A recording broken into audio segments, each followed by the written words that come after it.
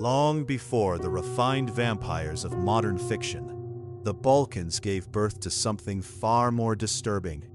Not a seductive aristocrat, but a walking corpse.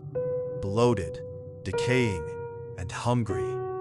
This was the original vampire, a creature born from fear, superstition, and the terror of the grave.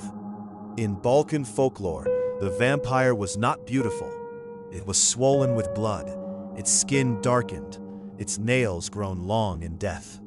Villagers believed it wandered at night, knocking on doors, spreading disease, and slowly draining entire families of life. The very word vampire comes from this region. Slavic terms like vampir and upir appear in historical records centuries before Dracula. This was not literature. It was a name whispered when death came without explanation.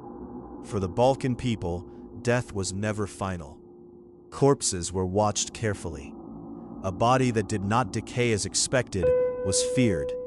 Blood at the mouth, bloating, or strange noises from the grave were signs that something had gone terribly wrong.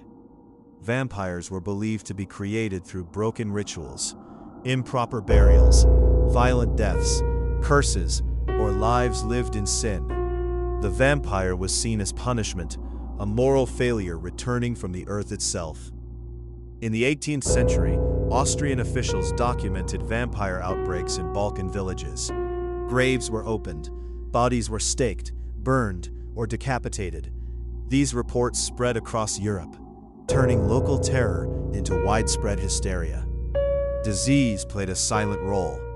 Tuberculosis and plague drained victims slowly, making them pale and weak. Families watched loved ones die one by one and blamed the dead because science offered no answers. To villagers, the vampire's body was proof. Blood in the mouth meant feeding. Swollen flesh meant stolen life. Today we know these are natural signs of decomposition, but to them, it was evidence of the unholy. Protection required brutality. Wooden stakes through the heart, iron nails in the skull, garlic forced into mouths, heads severed and buried away from the body. Fear demanded certainty. Christian belief clashed with ancient pagan dread. The vampire existed between worlds, neither damned nor properly dead.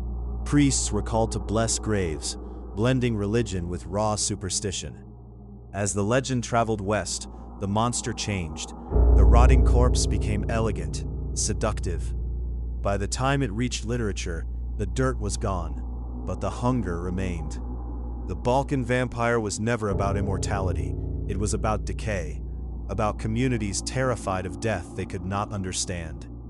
A reminder that when fear fills the silence, monsters are born.